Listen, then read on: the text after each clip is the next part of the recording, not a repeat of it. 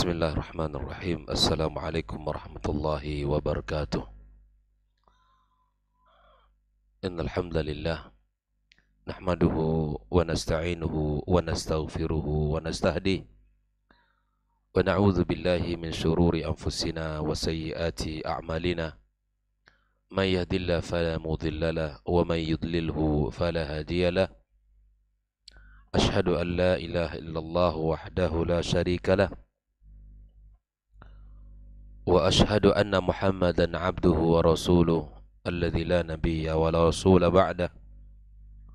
Qala ta'ala ya ayyuhalladzina amanu ittaqullaha haqqa tuqatih wa la tamutunna illa wa antum muslimun. Fa inna asdaqal hadithi kitabullah wa khairul huda Muhammadin sallallahu alaihi wasallam wa syarrul umuri muhdatsatuha wa kullu muhdatsatin bid'ah wa kullu bid'atin dhalalah wa kullu dhalalatin finnar. Amma ba'd, kaum muslimin dan muslimat, hadirin hadirat, al-musyahidin wal musyahidat, saudara-saudari para pendengar KMTV dimanapun berada, alhamdulillah kita bersyukur kepada Allah Subhanahu wa Ta'ala. Pagi yang penuh barakah ini kembali kita diberikan jalan-jalan kebaikan. Di antara jalan kebaikan adalah ibadah kita kepada Allah Azza wa Jal. Mudah-mudahan seluruh ketaatan kita, amal ibadah kita diterima Allah Subhanahu wa Ta'ala. Yang kedua, kita bersyukur pula kepada Allah atas nikmat ilmu, nikmat yang sangat mahal, nikmat yang sangat berharga dalam kehidupan seseorang. Karena sesungguhnya ilmu adalah pilar-pilar keimanan kepada Allah Azza wa Jal. Ketika bertambah ilmu, seseorang insyaAllah akan bertambah imannya. Dan ilmu akan mengantarkannya kepada kebaikan yang sangat banyak. Ilmu akan membuka padanya semangat di dalam melakukan amal.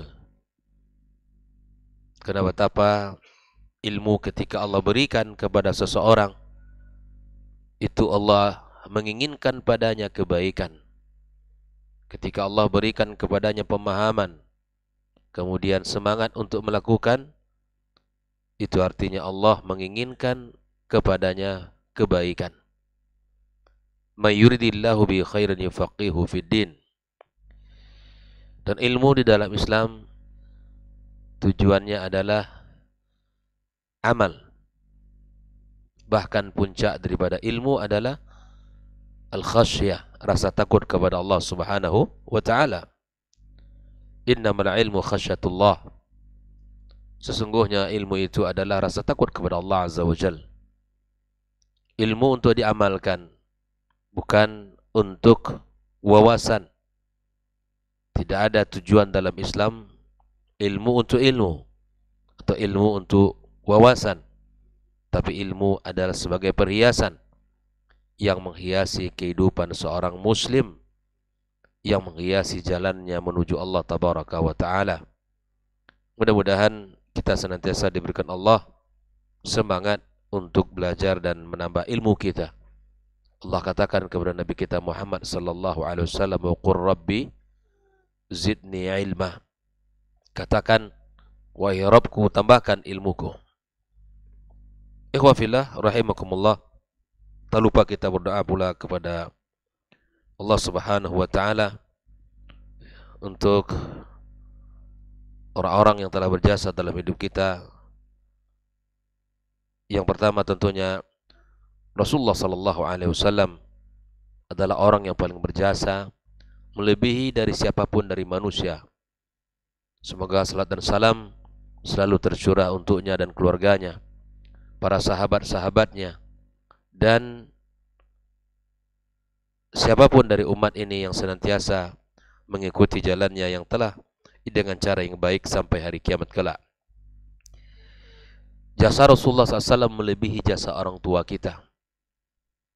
Jasa Rasulullah sallallahu alaihi wasallam mengeluarkan kita dari kejahilan menuju cahaya ilmu, mengeluarkan kita dari kebodohan menuju kebaikan yang sangat banyak, dari kesyirikan menuju keimanan, dari kesyirikan menuju tauhid kepada Allah Subhanahu wa taala.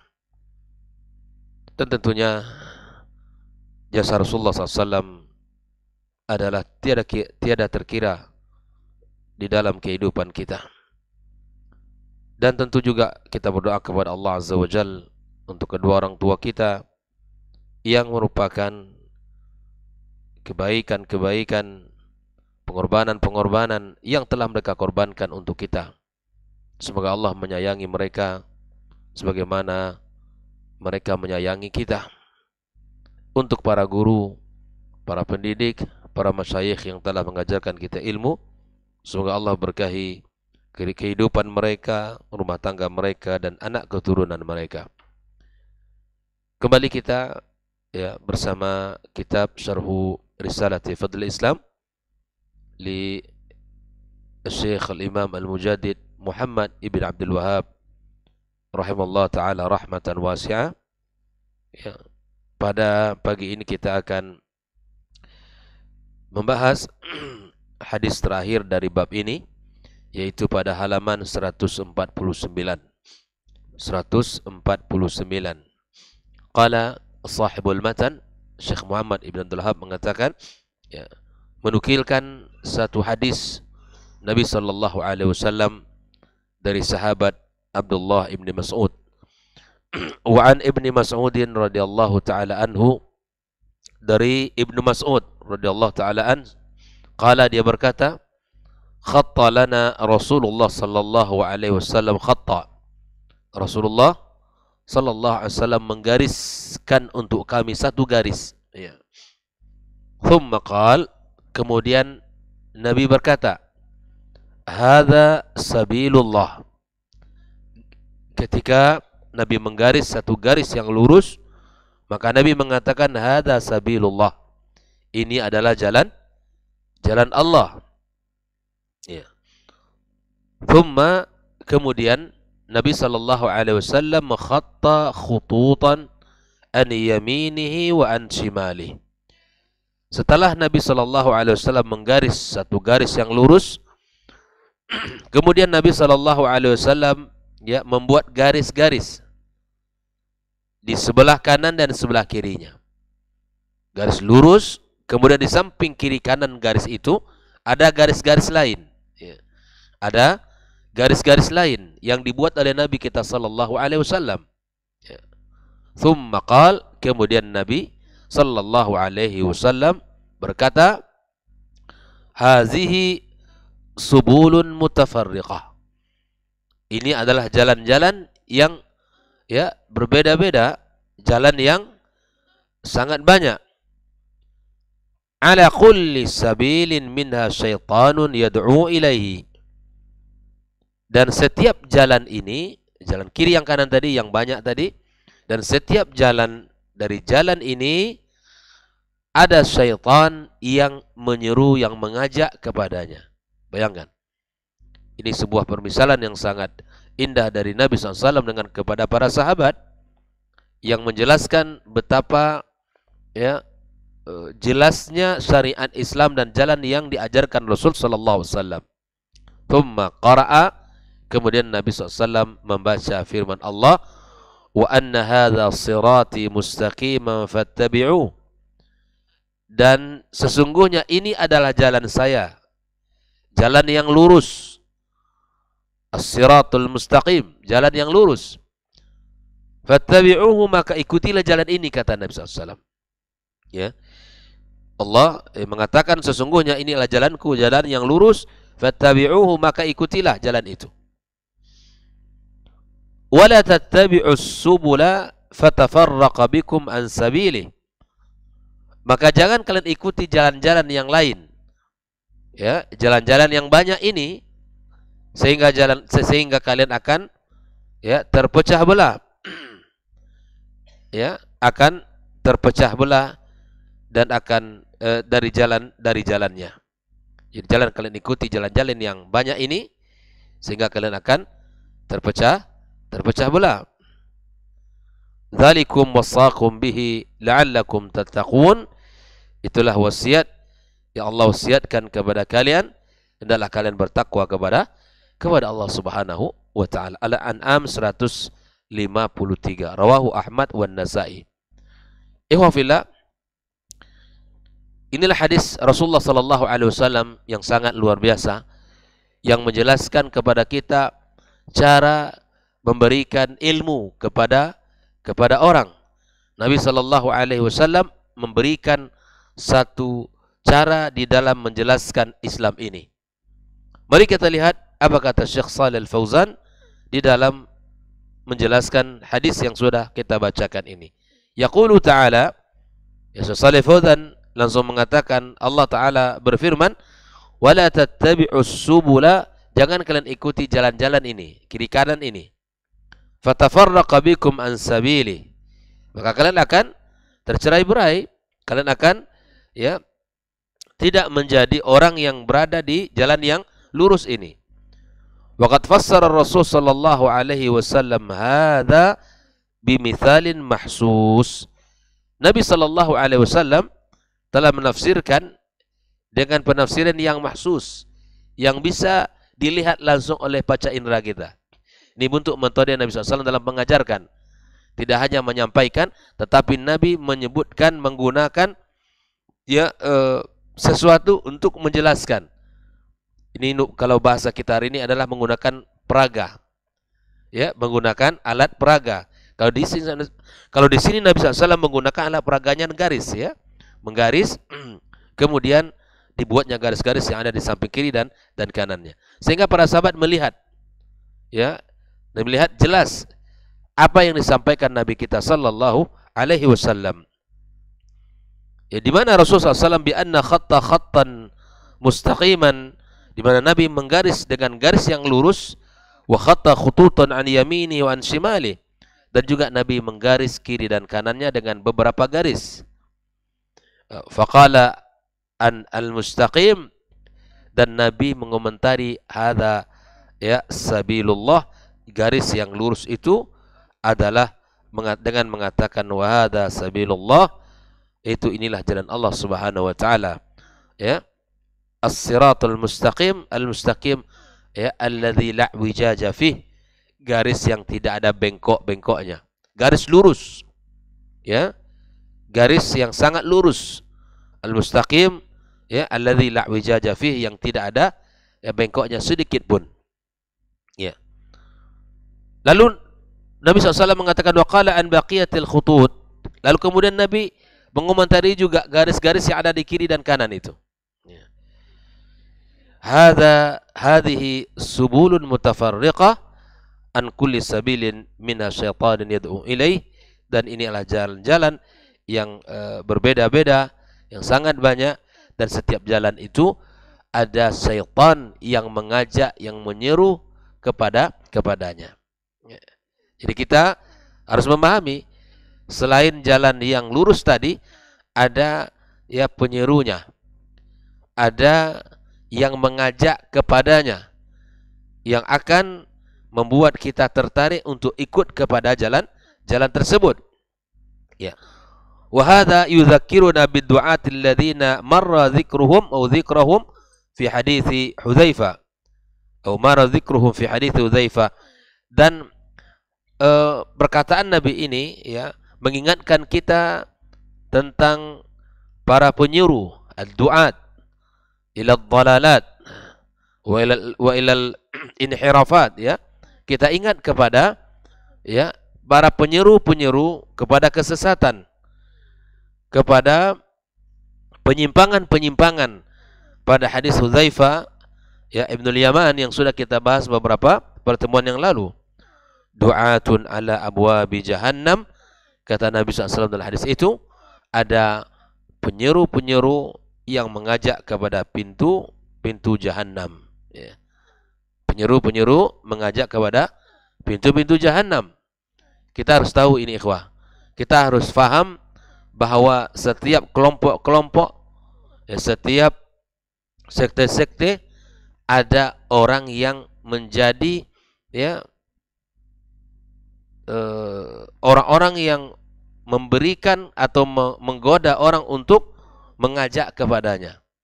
Jadi jangan dikira setiap kaum ada pengikutnya, ya.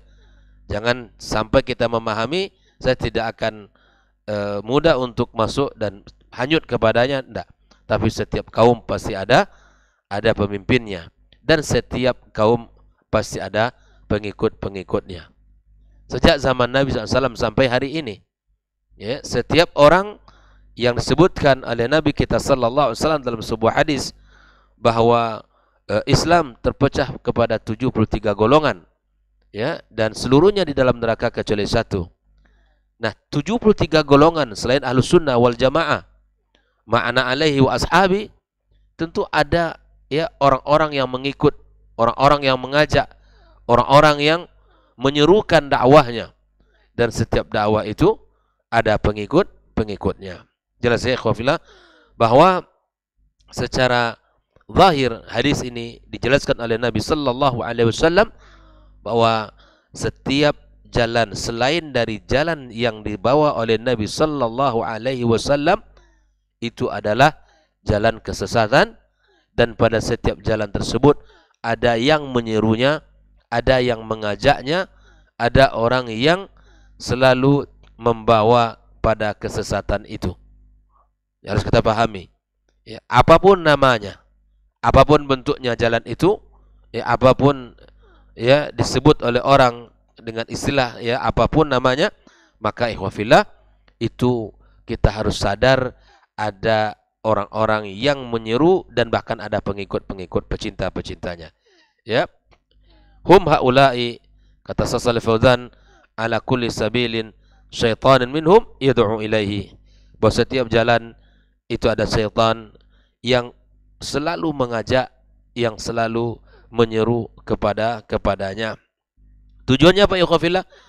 Liyukhrijan nas, ya, minas siratil mustaqim, untuk mengeluarkan manusia dari jalan yang lurus, ila hadhihi subul, kepada jalan-jalan selain dari jalan Islam yang telah dibawa oleh Rasulullah sallallahu alaihi wasallam.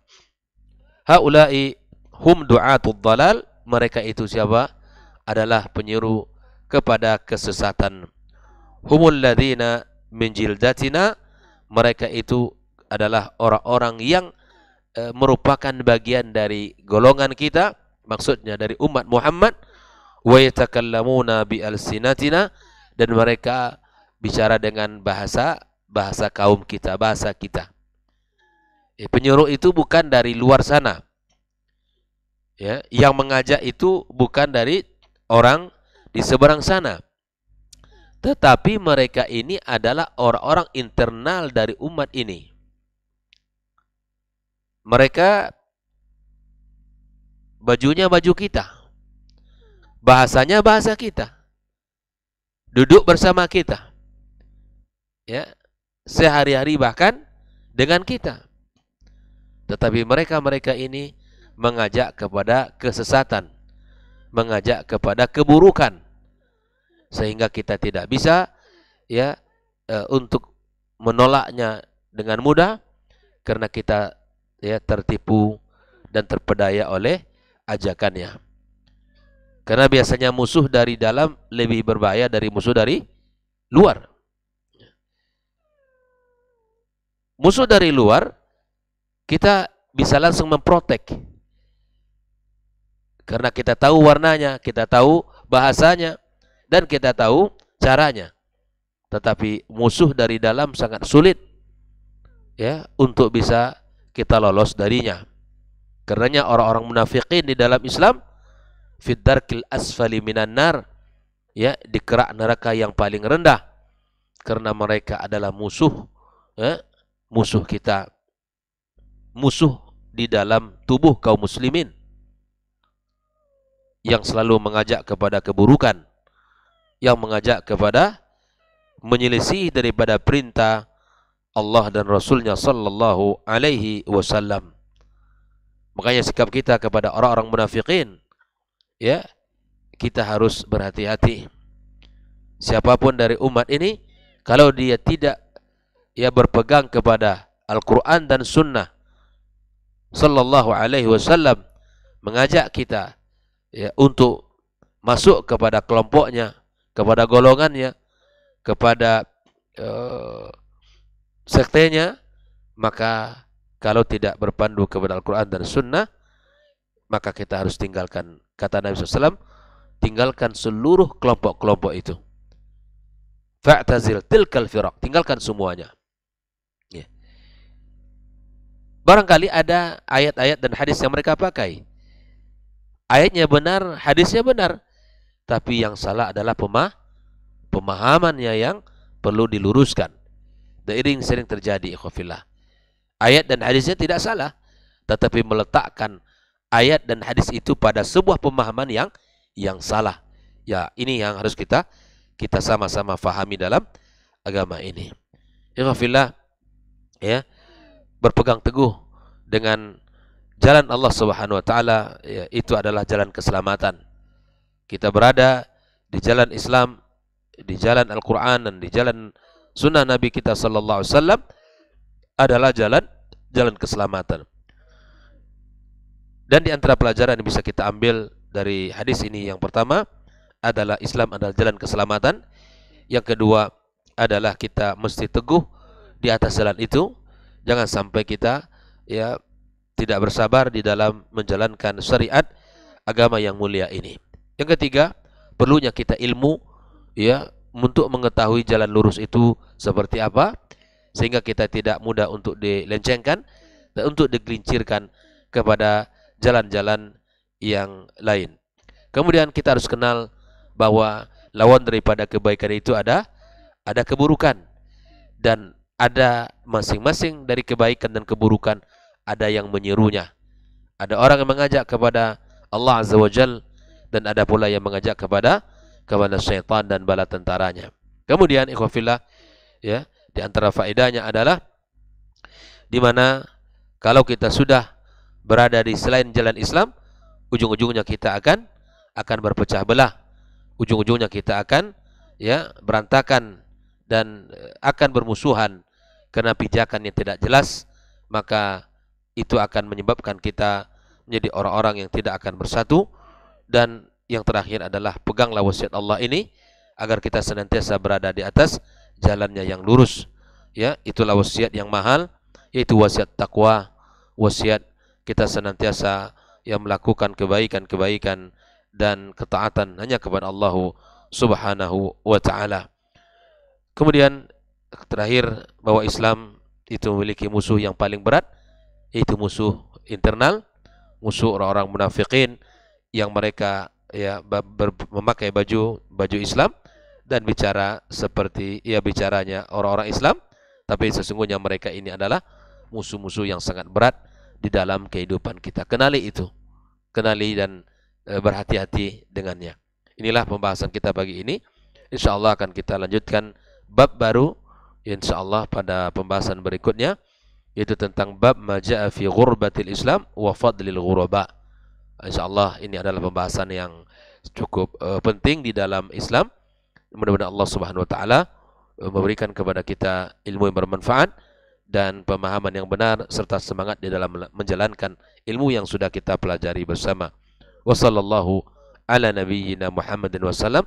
Wa subhanakallahumma bihamdika asyhadu an la ilaha illa anta astaghfiruka wa atubu ilaik. Wassalamualaikum warahmatullahi wabarakatuh.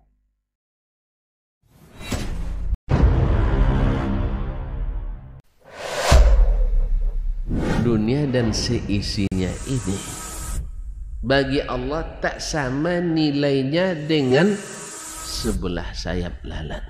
Barang siapa yang beramal untuk akhiratnya, Allah akan cukupkan baginya urusan dunia. Sayati zamanun 'alan nasi as-sabiru fihim qalqabit al-jamarah. Akan ada satu masa di akhir zaman yang berpegang teguh dengan agamanya seperti orang yang sedang memegang bara